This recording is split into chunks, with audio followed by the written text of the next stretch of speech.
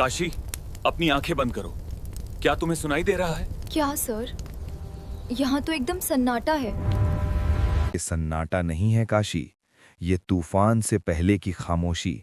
आज से ठीक 168 साल पहले भारत की जमीन के नीचे एक ऐसा लावा उबल रहा था जिसकी गर्मी को अंग्रेजों के बड़े बड़े गवर्नर जनरल अपनी मखमली कुर्सियों पर बैठकर भी नहीं भांप पाए थे। उस समय की हवा में बारूद की गंध थी जिसे सिर्फ वो महसूस कर सकते थे जिनके सीने में आजादी की तड़प थी। एक ऐसी रात, 1857 की गर्मियों की वो उमस भरी रातें। दिए की टिमटिमाती रोशनी में अपनी बंदूकों को तेल लगा रहे थे। गांवों में किसान अपने हंसिये तेज कर रहे थे और रानियां अपने महलों की खिड़कियों से बाहर देख रही थीं, ये तय करते हुए कि अब याचना नहीं, रण होगा। आज हम इतिहास का पन्ना नहीं पलटेंगे काशी, आज हम उस आग में उतरेंगे जिसने ब्रिटिश साम्राज्य की जड़ों को हिलाकर रख दिया था। आज हम जिएंगे 1857 की क्रांति। सर, रोंगटे खड़े हो रहे हैं। सच में? मतलब आज हम सिर्फ डेट्स नहीं रटेंगे। मुझे हमेशा लगता था कि 1857 बस एक तारीख है। बिल्कुल नहीं, तारीखें तो बस वो निशान हैं जहां वक्त ने करवट ली। डेट्स तो किताबों में भी हैं, वो तो कोई भी रट लेगा। लेकिन एक टॉपर की नज़र उन तारीखों के पीछे छिपे दर्द, गुस्से और उस रणनीति को देखती है जो फेल हो गई, लेकिन जिसने भविष्य की नींव रख दी। और हाँ, याद रखना काशी, परीक्षा में परीक्षक अब सिर्फ ये नहीं पूछता कि क्रांति कब हुई, वो पूछता है क्यों हुई। वो पूछता है कि उस वक्त के नेताओं के दिमाग में क्या चल रहा था। वो पूछता है कि असफलता के गर्भ में सफलता के कौन से बीज छिपे थे। तो अपनी नोटबुक का नया पन्ना खोलो, पेन को कसकर पकड़ो और सबसे ऊपर बड़े अक्षरों में, जैसे इतिहास के माथे पर तिलक लगा रही हो, वैसे लिखो 1857, प्रथम स्वतंत्रता संग्राम। लेकिन रुको, क्या सच में ये प्रथम था? क्या सच में ये स्वतंत्रता संग्राम था? सर, यही तो सबसे बड़ा कंफ्यूजन है। मैंने एनसीईआरटी में पढ़ा है, कुछ लोग कहते हैं ये सिर्फ सिपाहियों का विद्रोह था और सावरकर जी ने इसे वॉर ऑफ इंडिपेंडेंस कहा। सच क्या है? हमें एग्जाम में क्या टिक करना है? शाबाश, क्लास शुरू होने से पहले ही तुमने सबसे बड़ा और सबसे विवादित सवाल पूछ लिया। यही एक सीरियस एस्पिरेंट की निशानी है। देखो काशी, सच एक सिक्के के दो पहलुओं जैसा है। अंग्रेजों के लिए ये गद्दारी थी, नमक हरामी थी। हमारे लिए ये मुक्ति की पहली चीख थी। चलो सबसे पहले इसी गुत्थी को सुलझाते हैं, क्योंकि यहां से स्टेटमेंट बेस्ड क्वेश्चंस बनते हैं। देखो, एग्जाम में जब सवाल आए तो हमें इमोशन के साथ साथ फैक्ट्स और हिस्टोरियोग्राफी का बैलेंस रखना होगा। इस डिबेट को हम कहते हैं 1857 का स्वरूप। सबसे पहले एक नाम लिखो जो हर बार पेपर में आता है और अक्सर बच्चों को कंफ्यूज करता है, आर.सी. मजूमदार। जी सर, लिख लिया, आर.सी. मजूमदार। इनका क्या कहना था? इन्होंने एक बहुत कड़वी बात कही थी जो कई बार भारतीयों को चुभती है। इन्होंने अपनी किताब the sepoy mutiny and the revolt of 1857 में कहा था, ये तथाकथित प्रथम राष्ट्रीय स्वतंत्रता संग्राम न तो प्रथम था, न राष्ट्रीय था और न ही स्वतंत्रता संग्राम था। Neither first nor national nor war of independence. हैं? ऐसा क्यों कहा उन्होंने? ये तो हमारे शहीदों का अपमान नहीं है। इमोशनल मत हो काशी, एनालिटिकल बनो। मजूमदार का तर्क समझो। वो कहते हैं कि ये प्रथम नहीं था, क्योंकि अंग्रेजों के खिलाफ सशस्त्र विद्रोह तो सन्यासी विद्रोह, संथाल विद्रोह और वेल्लोर म्यूटिनी के रूप में पहले भी हो चुके थे। वो कहते हैं ये राष्ट्रीय नहीं था, क्योंकि पूरा भारत इसमें शामिल नहीं था। दक्षिण भारत, पंजाब और सिंध पूरी तरह शांत थे। और स्वतंत्रता संग्राम, वो कहते हैं कि हर कोई अपने निजी स्वार्थ के लिए लड़ रहा था। झांसी की रानी अपने दत्तक पुत्र के अधिकार के लिए, नाना साहेब अपनी रुकी हुई पेंशन के लिए, कोई भारत माता के लिए नहीं लड़ रहा था, ऐसा मजूमदार का मानना है। काशी, यहां ध्यान देना, एक पीवाईक्यू अक्सर आता है, किस इतिहासकार ने 1857 के विद्रोह को न तो प्रथम, न राष्ट्रीय, न ही स्वतंत्रता संग्राम कहा? उत्तर हमेशा होगा आर.सी. मजूमदार। ठीक है सर, ये याद रहेगा। मजूमदार मतलब मना कर दिया। लेकिन सर, क्या हम इसे एक्सेप्ट कर लें? नहीं, यही तो इतिहास का खेल है। अब दूसरा नाम लिखो जो मजूमदार के बिल्कुल विपरीत है, वीर सावरकर, वी.डी. सावरकर। 1909 में जब भारत में क्रांतिकारी आंदोलन जोर पकड़ रहा था, इन्होंने एक किताब लिखी, the Indian war of independence 1857। ये नाम तो सुना है। सावरकर ने मजूमदार जैसे, हालांकि मजूमदार ने बाद में लिखा, लेकिन विचार पुराने थे, इतिहासकारों की थ्योरी को खारिज कर दिया। उन्होंने कहा, मकसद भले ही निजी हो, कारण भले ही अलग हो, लेकिन दुश्मन तो एक ही था, फिरंगी। और जब सब मिलकर एक दुश्मन के खिलाफ लड़े तो वो म्यूटिनी नहीं, स्वाधीनता संग्राम बन गया। उन्होंने इसे सुनियोजित स्वतंत्रता संग्राम कहा। तो अगर एग्जाम में नेचर पर डिस्क्रिप्टिव सवाल आए या मेंस में लिखना हो तो हम क्या लिखेंगे? स्मार्ट सवाल। अगर आरपीएससी मेंस या यूपीएससी में ये सवाल आए तो तुम्हें बीच का रास्ता अपनाना है। हम डॉक्टर एसएन सेन की बात मानेंगे। वो भारत सरकार द्वारा नियुक्त सरकारी इतिहासकार थे। उनकी किताब का नाम ही है 1857। उन्होंने क्या कहा? उन्होंने बहुत सुंदर बात कही, जो आज का सर्वमान्य सत्य भी है। उन्होंने कहा, जो लड़ाई धर्म के नाम पर शुरू हुई वो स्वतंत्रता संग्राम पर जाकर खत्म हुई। Started as a fight for religion but ended as a war of independence. समझ गई सर। शुरू हुआ धर्म से, वो कारतूस वाला मुद्दा, लेकिन खत्म हुआ देश की आजादी की चाहत पर। Perfect conclusion. बिल्कुल। अब अपने दिमाग के घोड़े दौड़ाओ काशी। क्या एक कारतूस पूरे भारत को जला सकता है? क्या सिर्फ एक गाय या सूअर की चर्बी की अफवाह 100 साल पुराने साम्राज्य को हिला सकती है? नहीं सर, बारूद तो पहले से जमा होगा, कारतूस ने बस चिंगारी भी होगी। मतलब लोग पहले से ही बहुत गुस्से में होंगे। एग्जैक्टली 100 साल। 1757 के प्लासी के युद्ध से लेकर 1857 तक अंग्रेजों ने भारत को सिर्फ लूटा नहीं, निचोड़ दिया था। चलो चलते हैं उस दौर में, देखते हैं कि आखिर लोग इतने गुस्से में क्यों थे। हम कारणों की परतों को एक एक करके हटाएंगे। काशी, कल्पना करो तुम एक किसान हो। साल है 1850। तुम दिन रात मेहनत करती हो, पसीना बहाती हो, लेकिन फसल का 50% से ज्यादा हिस्सा अंग्रेज लगान में ले जाते हैं। तुम्हारी पुश्तैनी जमीन नीलाम हो रही है। तुम्हें कैसा लगेगा? सर, बहुत गुस्सा आएगा। ऐसा लगेगा कि मेरा खून पसीना कोई और पी रहा है और मैं कुछ कर भी नहीं पा रही। बस यही था आर्थिक कारण। अंग्रेजों की भू राजस्व नीतियों ने, चाहे वो बंगाल का स्थायी बंदोबस्त हो या दक्षिण की रैयतवाड़ी, किसानों की कमर तोड़ दी थी। भारत जो कभी सोने की चिड़िया था, अब सिर्फ कच्चा माल सप्लाई करने वाला गुलाम बन गया था। हमारे बुनकर, जिनके मलमल की दुनिया दीवानी थी, उनके हाथ काट दिए गए, metaphorically and sometimes literally. Manchester की मशीनों के बने सस्ते कपड़ों ने हमारे हथकरघा उद्योग को बर्बाद कर दिया। इसे हम इकोनॉमिक्स में कहते हैं औद्योगिकीकरण। मतलब उन्होंने हमें गरीब और लाचार बनाकर रख दिया। हाँ, और गरीबी सिर्फ पेट की नहीं थी काशी, वो हमारे सम्मान पर भी चोट कर रहे थे। अब आते हैं राजनीतिक कारणों पर। एक आदमी का नाम याद रखना जिसे मैं भारत के नक्शे का कसाई कहता हूं, लॉर्ड डलहौजी। ओहो, वही हड़प नीति वाला। बिल्कुल सही। व्यापगत का सिद्धांत, डॉक्ट्रिन ऑफ लैप्स। डलहौजी एक ऐसे अजगर की तरह था जो भारतीय रियासतों को बिना चबाए निगलना चाहता था। नियम ये बनाया, अगर किसी राजा का अपना सगा बेटा यानी नेचुरल एयर नहीं है तो वो गोद लिए हुए बेटे को राजा नहीं बना सकता। उसका राज्य अंग्रेज हड़प लेंगे। इसी वजह से झांसी की रानी लक्ष्मीबाई को गुस्सा आया था ना? हाँ बिल्कुल। सतारा 1848, जैतपुर, संबलपुर, उदयपुर, झांसी 1853, नागपुर 1854, एक के बाद एक ताश के पत्तों की तरह ये सब डलहौजी के शिकार बने। लेकिन हद तो तब हो गई जब उन्होंने अवध को हड़पा। अवध? लेकिन सर, मैंने पढ़ा है कि अवध के नवाब तो अंग्रेजों के सबसे वफादार दोस्त थे। दोस्त? राजनीति में अंग्रेजों का कोई दोस्त नहीं होता काशी। 1856 में उन्होंने अवध के नवाब वाजिद अली शाह पर इल्जाम लगाया, कुशासन का। डलहौजी ने कहा, तुमसे राजकाज नहीं संभल रहा, हटो यहां से, और अवध को छीन लिया। सोचो, अवध के लोग अपने नवाब को राम की तरह पूजते थे। जब नवाब लखनऊ छोड़ रहे थे तो पूरी प्रजा रो रही थी। उस दिन लोगों को लगा कि अंग्रेजों ने सिर्फ नवाब को नहीं हटाया बल्कि उनकी आत्मा को कुचल दिया था। और मजे की बात बताऊं, बंगाल आर्मी के 60% से ज्यादा सिपाही अवध के ही रहने वाले थे। उन्हें पूरबिया कहा जाता था। जब उनके घर में आग लगी तो बैरकों में बैठे सिपाहियों का खून खौल उठा। तो सिपाही सिर्फ अपनी कम तनख्वाह के लिए नहीं, अपने घर की बेइज्जती के लिए भी गुस्से में थे। 100% सही। और यही हमें लाता है सैनिक कारणों पर। भारतीय सिपाही और अंग्रेज सिपाही, काम एक जैसा, वर्दी एक जैसी, मौत का खतरा एक जैसा, लेकिन इज्जत जमीन आसमान का फर्क। एक भारतीय सूबेदार को एक नए भर्ती हुए अंग्रेज सिपाही से भी कम तनख्वाह मिलती थी। और प्रमोशन भूल जाओ। एक भारतीय सिपाही पूरी जिंदगी गोली खाकर भी सूबेदार से ऊपर नहीं जा सकता था। उसे नीगर या सुअर कहकर बुलाया जाता था।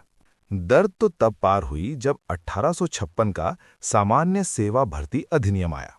ये भी कैनिंग के समय हुआ। इसने कहा अब सिपाहियों को जरूरत पड़ने पर समुद्र पार भी जाना पड़ेगा। लेकिन सर, उस जमाने में तो समुद्र पार करना मतलब धर्म भ्रष्ट होना या जाति से बाहर होना माना जाता था ना? बिल्कुल।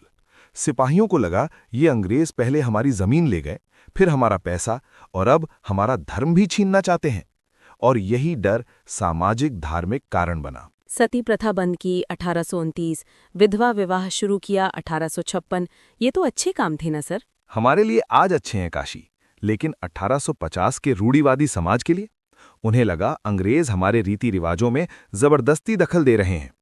फिर 1813 के चार्टर एक्ट के बाद ईसाई मिशनरी खुलेआम हिंदू और इस्लाम धर्म की बुराई करते थे। जेलों में, स्कूलों में, अस्पतालों में हर जगह धर्म परिवर्तन का खेल चल रहा था। लोगों को लगा भाई ये तो हमें ईसाई बनाने पर तुले हैं। तो देखो बारूद का ढेर कैसे बना। किसान बर्बाद, इकोनॉमिक, राजा नवाब बेइज्जत और राज्य हड़पे गए, पॉलिटिकल लैप्स, धर्म खतरे में, सोशो रिलीजियस, सिपाही गुस्से में और अपमानित, मिलिट्री। बारूद का ढेर तैयार था काशी, बस एक माचिस की तीली की जरूरत थी, और वो तीली थी एनफील्ड राइफल। साल 1857 की शुरुआत। ब्रिटिश सेना में एक नई बंदूक आई, एनफील्ड राइफल, पुरानी ब्राउन बेस बंदूक की जगह। ये ज्यादा सटीक थी, ज्यादा घातक थी। इसमें क्या खास था सर? इसकी गोली को बंदूक में डालने से पहले उसके ऊपरी हिस्से को दांतों से काटकर खोलना पड़ता था। और जनवरी 1857 में बंगाल के दमदम में खलासी और सिपाहियों के बीच एक बहस हुई, जिससे एक अफवाह फैली कि इस कारतूस पर लगी ग्रीस गाय और सूअर की चर्बी से बनी है। Oh my God! गाय हिंदुओं के लिए पवित्र और सूअर मुसलमानों के लिए हराम। मतलब दोनों धर्मों पर सीधा हमला। सही पकड़े। ये खबर जंगल की आग की तरह फैली। दमदम से बहरामपुर, बहरामपुर से बैरकपुर। 29 मार्च 1857, बैरकपुर। रविवार का दिन था। एक 26 साल का जवान सिपाही, 34वीं नेटिव इन्फेंट्री का जवान, नाम मंगल पांडे। मारो फिरंगी को मैंने फिल्म में देखा था। हाँ, आमिर खान वाली फिल्म। लेकिन हकीकत उससे भी ज्यादा इंटेंस थी। मंगल पांडे परेड ग्राउंड में आया, नशे में नहीं बल्कि गुस्से और धर्म के नशे में। उसने अपने साथियों को ललकारा। जब सार्जेंट मेजर ह्यूसन उसे पकड़ने आया तो मंगल ने फायर कर दिया। फिर लेफ्टिनेंट बाग आया, मंगल ने उसे भी घायल कर दिया। उसने नारा दिया, मारो फिरंगी को। काशी, एक PYQ नोट करो। मंगल पांडे किस रेजिमेंट के सिपाही थे? उत्तर है 34वीं नेटिव इन्फेंट्री। 1857 की क्रांति का तात्कालिक कारण क्या था? इसका उत्तर है चर्बी वाले कारतूस। और फिर मंगल पांडे का क्या हुआ? फिर क्या, वही जो एक बागी का अंत होता है। उसका कोर्ट मार्शल हुआ। 8 अप्रैल 1857 को मंगल पांडे को फांसी दे दी गई। लेकिन उसकी शहादत ने बैरकों में बगावत का बीज बो दिया। उसकी फांसी की खबर हर छावनी में पहुंच गई। तो यहीं से क्रांति शुरू हो गई थी? नहीं, ये तो ट्रेलर था। पूरी फिल्म शुरू हुई 10 मई 1857 को मेरठ में। मेरठ में 3rd कैवलरी के 85 सिपाहियों ने कारतूस छूने से मना कर दिया था। उन्हें 9 मई को 10-10 साल की जेल हुई और सबके सामने उनकी वर्दी फाड़ दी गई। ये बेइज्जती उनके साथी बर्दाश्त नहीं कर पाए। 10 मई रविवार की शाम, जब अंग्रेज चर्च में प्रेयर कर रहे थे, मेरठ के सिपाहियों ने बगावत कर दी। अपने अफसरों को मारा, जेल तोड़ी, अपने साथियों को छुड़ाया, टेलीग्राफ लाइन काट दी और फिर रात के अंधेरे में एक नारा गूंजा, दिल्ली चलो, मार्च टू दिल्ली। दिल्ली क्यों सर? मेरठ से तो और भी जगह जा सकते थे। क्योंकि दिल्ली भारत की धड़कन थी। वहां बैठा था बहादुर शाह जफर, मुगल बादशाह। भले ही वो बूढ़ा और कमजोर था, अंग्रेजों की पेंशन पर था, लेकिन भारत की जनता के लिए वो अभी भी बादशाह हिंदुस्तान था। सिपाहियों को एक चेहरा चाहिए था, एक झंडा चाहिए था जिसके नीचे सब लड़ सकें, वैधता चाहिए थी।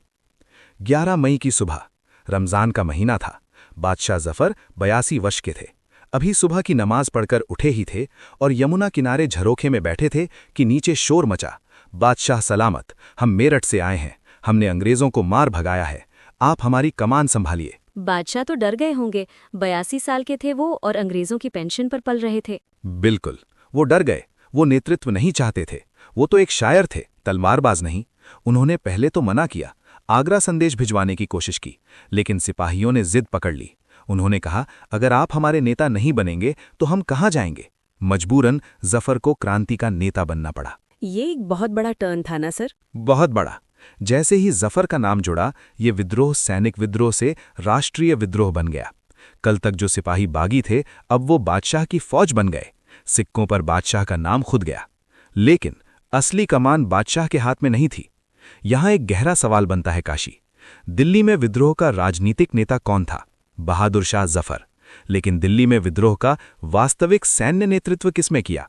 उत्तर है जनरल बख्त खान। बख्त खान? ये कौन थे सर? बरेली से आया हुआ एक सख्त सूबेदार। वो अपने साथ तोपें और फौज लेकर दिल्ली आया था।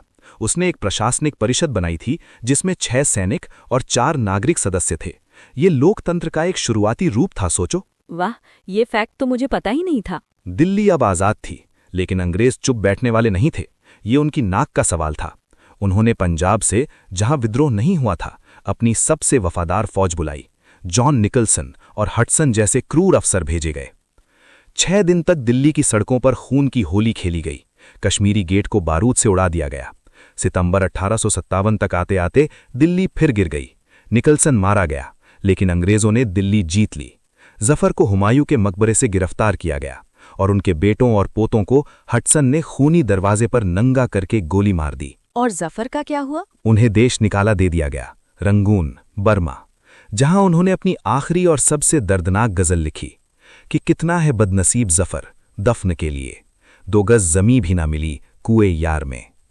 1862 में वहीं उनकी मौत हो गई। मुगल साम्राज्य का सूरज हमेशा के लिए डूब गया। बहुत दर्दनाक है सर। इतिहास कितना निर्दयी होता है। दर्द ही क्रांति का ईंधन है काशी। दिल्ली गिर गई, लेकिन आग बुझी नहीं थी।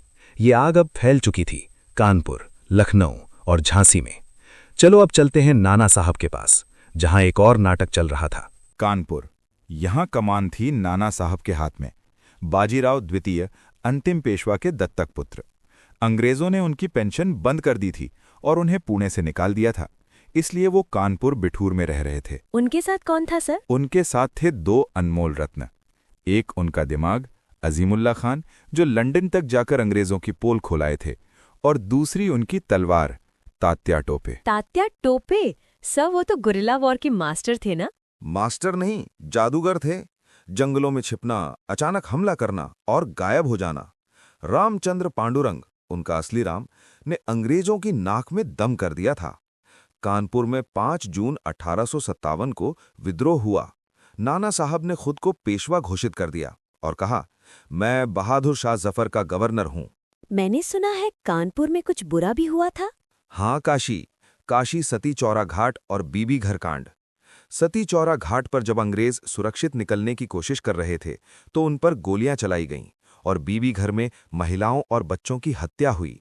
ये 1857 का सबसे काला अध्याय यानी डार्क चैप्टर था। इसने अंग्रेजों को राक्षस बना दिया। जब जनरल हैवलॉक और नील कानपुर वापस आए तो उन्होंने बदला लिया, ऐसा बदला कि रूह कांप जाए। उन्होंने खून का बदला खून से लिया। नाना साहब को नेपाल भागना पड़ा। उफ, हिंसा का जवाब हिंसा। अब थोड़ा पूर्व की तरफ चलो। लखनऊ, अवध की राजधानी। यहाँ की कहानी सबसे अलग है। यहाँ विद्रोह का नेतृत्व कोई पुरुष नहीं, एक महिला कर रही थीं, बेगम हजरत महल। वाजिद अली शाह की पत्नी? हाँ, 4 जून 1857 को विद्रोह हुआ। बेगम ने गजब की हिम्मत दिखाई। उन्होंने अपने 11 साल के बेटे बिरजिस कादिर को नवाब घोषित किया और खुद हाथी पर बैठकर अंग्रेजों को रेजिडेंसी में कैद कर दिया। लखनऊ का विद्रोह सबसे खतरनाक था, क्योंकि यहां सिर्फ सिपाही नहीं, हर तालुकेदार, हर किसान, हर आम आदमी लड़ रहा था। अंग्रेज रेजिडेंट हेनरी लॉरेंस मारा गया। कैंपबेल को इसे दोबारा जीतने में महीनों लग गए।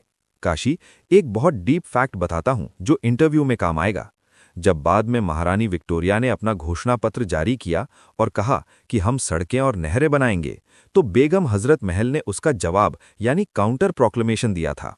उन्होंने कहा था, अंग्रेजों पर भरोसा मत करो, ये सड़कें और नहरें सिर्फ अपनी फौज को तेजी से घुमाने के लिए बना रहे हैं, हमारे भले के लिए नहीं। ये उनकी राजनीतिक समझ यानी पॉलिटिकल एक्यूमन को दिखाता है। बेगम हजरत महल ने भी अंत तक सरेंडर नहीं किया। वो नाना साहब की तरह नेपाल चली गईं और वहीं गुमनामी में उनकी मौत हुई। शेरनी थी वो। शेरनी? शेरनी शब्द सुनते ही किसका नाम आता है दिमाग में? झांसी की रानी लक्ष्मीबाई। तो चलो बुंदेलखंड, खूब लड़ी मर्दानी वो तो झांसी वाली रानी थी। जून 1857, झांसी। 22-23 साल की एक युवा विधवा रानी। पति गंगाधर राव की मौत के बाद डलहौजी ने उनके दत्तक पुत्र दामोदर राव को राजा मानने से मना कर दिया और झांसी छीन ली। रानी ने ऐतिहासिक शब्द कहे थे, मैं अपनी झांसी नहीं दूंगी। और जब विद्रोह शुरू हुआ? 1857 में जब सिपाहियों ने विद्रोह किया तो रानी ने कमान संभाली।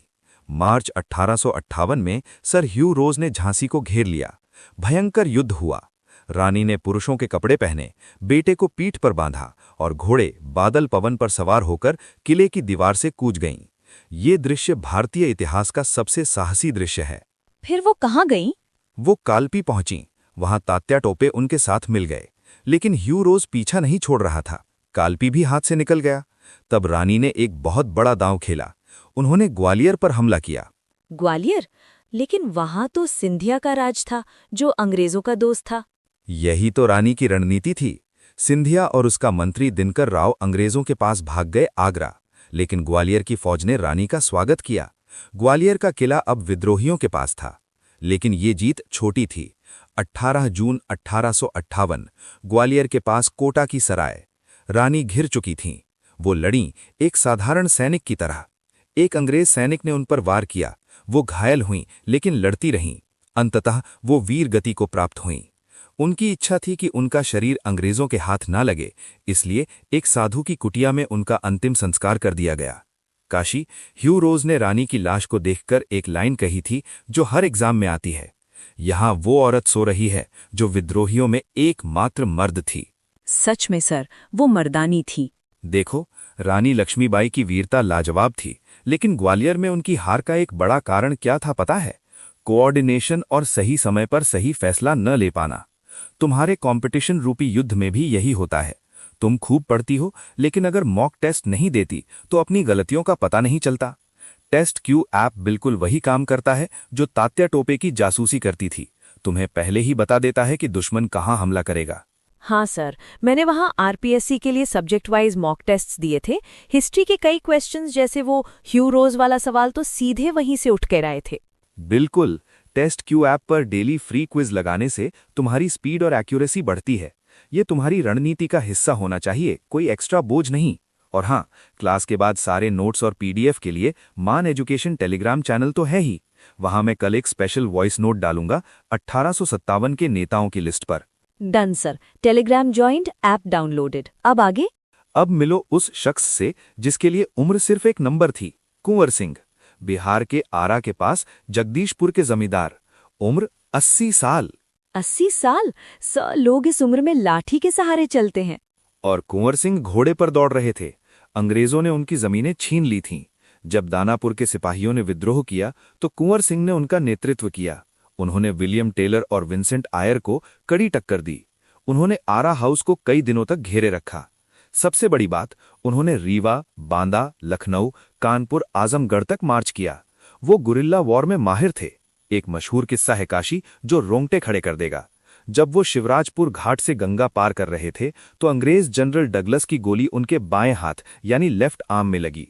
जहर पूरे शरीर में ना फैल जाए, इसलिए उस 80 साल के बूढ़े शेर ने अपनी ही तलवार निकाली और अपना हाथ काटकर गंगा मैया को चढ़ा दिया। उन्होंने कहा, हे गंगा मैया, अपनी इस तुच्छ भेंट को स्वीकार करो। 23 अप्रैल 1858 को उन्होंने कैप्टन ली ग्रैंड की सेना को हराया और उसके 3 दिन बाद 26 अप्रैल 1858 को जगदीशपुर के अपने महल में आजाद भारत का झंडा फहराते हुए उनकी मृत्यु हुई।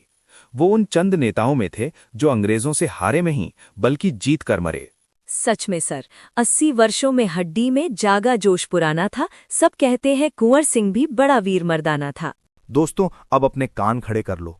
अगर तुम आरपीएससी, रीट, पटवार या सीईटी दे रही हो तो ये सेक्शन तुम्हारे लिए संजीवनी बूटी है। यहां से सवाल बाहर नहीं जाएगा। राजस्थान में 1857 की क्रांति के समय 6 सैनिक छावनियां थीं। ट्रिक याद रखो, ए नानी ब्याह देखें। ए से एरिनपुरा, पाली, जोधपुर लीजियन। ना से नसीराबाद, अजमेर, 15वीं और 30वीं बंगाल नेटिव इन्फेंट्री। नी से नीमच, एमपी, लेकिन मेवाड़ के पॉलिटिकल एजेंट शावर्स के अधीन। ब्याह से ब्यावर, अजमेर, इन्होंने विद्रोह में भाग नहीं लिया। दे से देवली, टोंक। ख से खैरवाड़ा, उदयपुर, इन्होंने भी विद्रोह में भाग नहीं लिया। सवाल आता है, किन दो छावनियों ने 1857 के विद्रोह में प्रत्यक्ष भाग नहीं लिया? ब्यावर मेर रेजिमेंट और खैरवाड़ा भील कोर ने। शाबाश। अब देखो धमाका कैसे हुआ। 1. नसीराबाद, 28 में 1857, राजस्थान की पहली क्रांति। 15th नेटिव इन्फेंट्री के सैनिकों ने विद्रोह किया। क्यों? क्योंकि उन्हें अजमेर, जहां शस्त्रागार या मैगजीन था, से हटाकर नसीराबाद भेजा गया था, जिससे उन्हें लगा कि अंग्रेजों को उन पर शक है। उन्होंने मेजर स्पॉटिसवुड और कर्नल न्यूबरी को मार डाला। सवाल बनता है, नसीराबाद में विद्रोह करने वाली बटालियन कौन सी थी? 15th Bengal native infantry. 2. Neemuch, 3 जून 1857, हीरा सिंह और मोहम्मद अली बेग ने नेतृत्व किया। यहां एक ड्रामा हुआ। 40 अंग्रेज अफसर और उनके परिवार भागकर डूंगला गांव में किसान रुगराम के घर छिपे। बाद में मेवाड़ के पीए मेजर शॉवर्स ने उन्हें बचाया और महाराणा स्वरूप सिंह ने उन्हें उदयपुर के जगमंदिर महल में शरण दी। 3.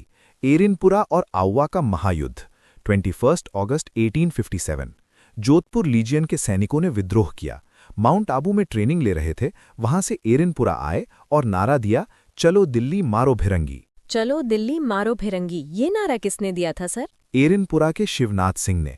जब ये सैनिक दिल्ली जा रहे थे तो पाली के पास खैरवा नामक स्थान पर इनकी मुलाकात एक बागी सामंत से हुई, आउवा के ठाकुर कुशाल सिंह चंपावत से। कुशाल सिंह ने इनका नेतृत्व संभाला और फिर हुए दो ऐतिहासिक युद्ध। अब देखो, बिथौड़ा का युद्ध, बैटल ऑफ बिथौड़ा, 8 सितंबर 1857। कुशाल सिंह ने जोधपुर के महाराजा तख्त सिंह की सेनापति ओनार सिंह मारा गया और अंग्रेज कैप्टन हीथकोट को हराया। अब देखो, चेलावास का युद्ध, बैटल ऑफ चेलावास, 18 सितंबर 1857। इसे गोरों और कालों का युद्ध, war of blacks and whites भी कहते हैं। सामने खुद AGG, agent to governor general Patrick Lawrence, और जोधपुर का पीए मॉक मेसन आया। दोस्तों, इस युद्ध में विद्रोहियों ने मॉक मेसन का सिल काटकर आउवा के किले के दरवाजे पर लटका दिया था। अंग्रेजों की रूह कांप गई थी। बाप रे, इतना खौफ! लेकिन अंत में जनवरी 1858 में कर्नल होम्स ने आउवा पर कब्जा किया। वो वहां से सुगाली माता की मूर्ति उठाकर अजमेर ले गया। सुगाली माता 10 सिर और 54 हाथ वाली देवी। इन्हें 1857 की क्रांति की देवी कहा जाता है। ये मूर्ति वर्तमान में बांगड़ संग्रहालय पाली में है। 4. कोटा, जन विद्रोह। कोटा में कोई सैनिक छावनी नहीं थी, फिर भी वहां सबसे सशक्त जन विद्रोह हुआ। 15 अक्टूबर 1857। नेता थे जयदयाल, वकील, और मेहराब खान, रिसालेदार। इन्होंने कोटा के महाराव राम सिंह द्वितीय को उन्हीं के महल में नजरबंद कर दिया और कोटा का पीए मेजर बर्टन, उसका और उसके 2 बेटों का सिर काटकर पूरे कोटा शहर में जुलूस निकाला गया। 6 महीने तक कोटा पर जनता का राज यानी जनता राज रहा। बाद में मार्च 1858 में जनरल रॉबर्ट्स ने कोटा को मुक्त कराया। कमाल है, राजस्थान के लोग भी कम नहीं थे। और तात्या टोपे, वो 2 बार राजस्थान आए। टोंक, भीलवाड़ा, कोठारी नदी के पास युद्ध, बांसवाड़ा, सब जगह घूमे, लेकिन किसी बड़े राजपूत राजा ने उनका खुलकर साथ नहीं दिया। अंत में नरवर के जंगलों में मान सिंह नरूका के विश्वासघात के कारण वो पकड़े गए और अप्रैल 1859 में उन्हें सिपरी यानी शिवपुरी में फांसी दे दी गई। सर, इतना सब कुछ किया, इतनी वीरता दिखाई, आउवा, झांसी, जगदीशपुर, फिर भी हम हार क्यों गए? क्या कमी रह गई थी? क्योंकि वीरता और रणनीति में फर्क होता है काशी। हम हार गए क्योंकि संगठन और योजना की कमी, lack of organisation and planning. विद्रोह तय समय से पहले यानी 10 मई 1857 शुरू हो गया। इससे देश भर में एक साथ धमाका नहीं हो पाया। सब अपनी अपनी डफली बजा रहे थे। सीमित प्रसार, लिमिटेड स्प्रेड, ये अखिल भारतीय नहीं बन पाया। दक्षिण भारत, पंजाब, सिंध शांत रहे। मद्रास और बॉम्बे आर्मी वफादार रही। कैनिंग ने बाद में कहा था कि इन राजाओं ने तरंग रोधक यानी ब्रेक वाटर्स का काम किया, वरना ये तूफान हमें एक ही लहर में बहा ले जाता। शिक्षित वर्ग की उदासीनता, पढ़े लिखे भारतीयों को लगा कि अंग्रेज आधुनिकता ला रहे हैं और विद्रोही उन्हें वापस पिछड़ेपन में ले जाएंगे। संसाधन और तकनीक, रिसोर्सेज एंड टेक, हमारे पास तलवारें और पुराने तोड़ेदार बंदूकें थीं, उनके पास आधुनिक एनफील्ड राइफलें और सबसे बड़ा हथियार इलेक्ट्रिक टेलीग्राफ था। टेलीग्राफ ने अंग्रेजों को एक जगह से दूसरी जगह संदेश भेजने में मदद की। एक अंग्रेज ने कहा था कि इस तार ने हमारा गला घोंटने से बचा लिया। एक PYQ आता है, विद्रोह की असफलता का मुख्य कारण क्या था? आंसर, केंद्रीय नेतृत्व और सामान्य योजना का अभाव, यानी lack of central leadership and common plan. Bahadur Shah Zafar एक कमजोर कड़ी साबित हुए। विद्रोह कुचल दिया गया, लेकिन इसने अंग्रेजों को अंदर तक हिला दिया। उन्हें समझ आ गया कि अब कंपनी के भरोसे भारत नहीं चल सकता। परिणाम स्वरूप 1858 का भारत शासन अधिनियम आया। ईस्ट इंडिया कंपनी का राज खत्म। अब सीधा ताज यानी महारानी विक्टोरिया का राज शुरू। भारत का राज्य सचिव, secretary of state for India, एक नया पद बनाया गया जो लंदन में बैठता था।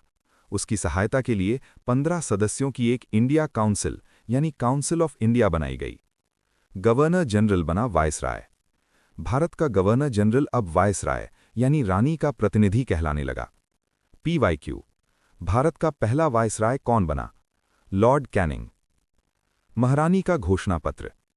1 नवंबर 1858 को इलाहाबाद दरबार में लॉर्ड कैनिंग ने इसे पढ़ा। वादा किया गया, अब कोई नया राज्य नहीं हड़पा जाएगा। No more doctrine of lapse. राजाओं के गोद लेने के अधिकार को मान्यता दी गई। धार्मिक मामलों में अहस्तक्षेप की नीति अपनाई गई। सबको माफ किया जाएगा। जनरल एमनेस्टी, सिवाय उनके जिन्होंने अंग्रेजों की हत्या की थी। इसे भारतीय जनता का मैग्ना कार्टा भी कहा गया। सेना का पुनर्गठन, पील कमीशन। अंग्रेजों को अब भारतीय सिपाहियों पर भरोसा नहीं रहा। पील कमीशन की रिपोर्ट पर सेना बदली गई। यूरोपीय सैनिकों की संख्या बढ़ाई गई। बंगाल में अनुपात 1:2 यानी 1 अंग्रेज 2 भारतीय कर दिया गया। मद्रास और बॉम्बे में अनुपात 1:3 रखा गया। फूट डालो और राज करो की नीति अपनाई गई। जाति और क्षेत्र के आधार पर मार्शल और नॉन मार्शल रेजिमेंट बनाई गईं। गोरखा, सिख और पठानों को, जिन्होंने विद्रोह को कुचलने में मदद की, लड़ाकू जातियां घोषित किया गया और उनकी भर्ती बढ़ाई गई। मतलब अंग्रेजों ने अपनी जड़ें और मजबूत कर लीं। प्रशासनिक रूप से हाँ, लेकिन भावनात्मक रूप से भारत जाग चुका था। 1857 की यादों ने ही आगे चलकर 1947 की नींव रखी। चलो काशी, कहानी बहुत सुन ली, अब देखते हैं तुमने कितना सीखा। मैं 2020 के बाद के कुछ प्रश्न पूछता हूं जो अलग अलग एग्जाम्स में आए हैं। ये असली टेस्ट है, तैयार? बिल्कुल तैयार सर, लाइए सवाल। 1857 की क्रांति के समय मारवाड़ यानी जोधपुर का पॉलिटिकल एजेंट कौन था? A. Major Burton, B. Monck Mason, C. Colonel Eden, D. Major Showers. Sir, जिसका सिर काटकर आउवा के किले पर लटकाया था, बी. Monck Mason. और बर्टन तो कोटा का था, जिसका सिर शहर में घुमाया था। शाबाश, लॉजिक सही है। नेक्स्ट प्रश्न। इतवार के दिन किस अंग्रेज अधिकारी ने यह कहा था कि झांसी की रानी विद्रोहियों में अकेली मर्द थी? A. Colonel Holmes, B. Hugh Rose, C. Havelock, D. Campbell. B. Hugh Rose. Good. Next प्रश्न। 1857 के विद्रोह के समय भारत का गवर्नर जनरल कौन था? A. Dalhousie, B. Canning, C. Bentinck, D. Ripon. Sir, विद्रोह के समय तो बी. लॉर्ड कैनिंग था। डलहौजी तो 1856 में आग लगाकर हड़प नीति से चला गया था। सही याद रखा। नेक्स्ट प्रश्न। 1857 की क्रांति का तात्कालिक कारण क्या था?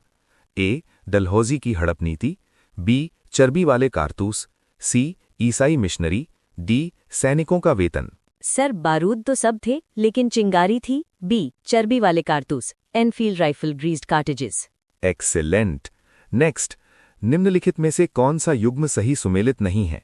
स्थान, विद्रोह की शुरुआत।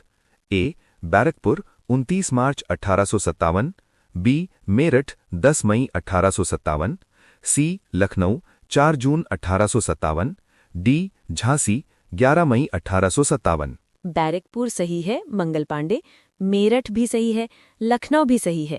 झांसी, सर झांसी में विद्रोह जून में हुआ था, 11 मई को तो दिल्ली में हुआ था, तो डी गलत है।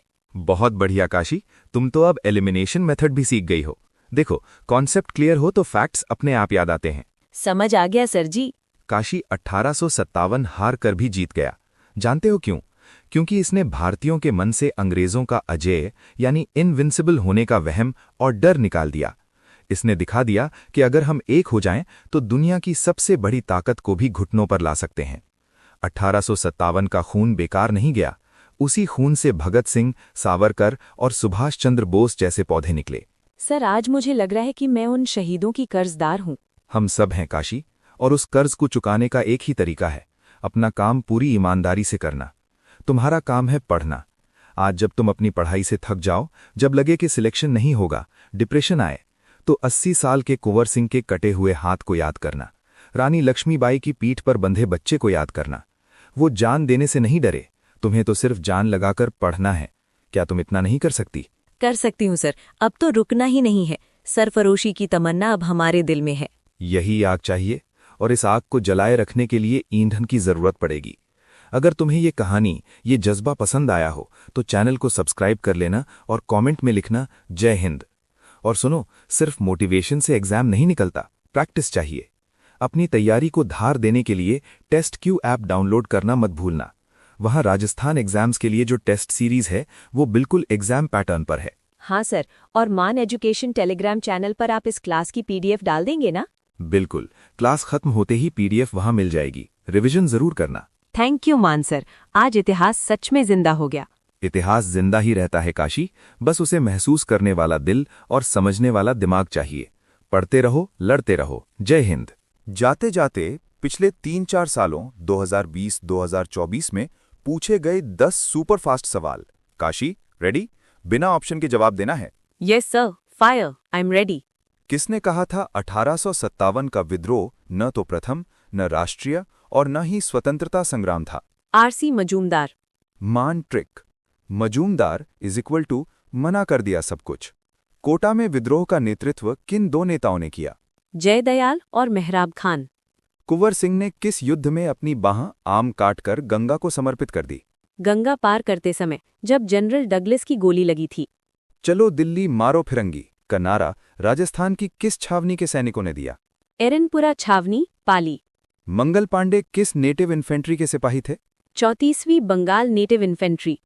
किसने महारानी विक्टोरिया का घोषणा पत्र प्रोक्लेमेशन पढ़ा और कहा? लॉर्ड कैनिंग ने 1 नवंबर 1858 को इलाहाबाद दरबार में। अजीमुल्लाह खान किसके मुख्य सलाहकार थे? नाना साहिब के। आउवा के ठाकुर कुशाल सिंह ने किस देवी की प्रेरणा से युद्ध लड़ा? 1857 की क्रांति की देवी। सुगाली माता, 10 सिर 54 हाथ।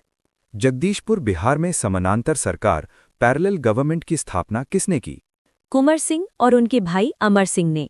1857 के बाद भारतीय सेना के पुनर्गठन रीऑर्गेनाइजेशन के लिए कौन सा आयोग बना? पील कमीशन। शानदार काशी, फुल मार्क्स। दोस्तों, अगर आपके भी 10 में से 10 सही हैं तो कमेंट में फायर इमोजी ड्रॉप करें। अपनी तैयारी को रुकने मत देना। मिलते हैं अगली क्लास में। टेस्ट क्यू ऐप पर टेस्ट देना मत भूलना।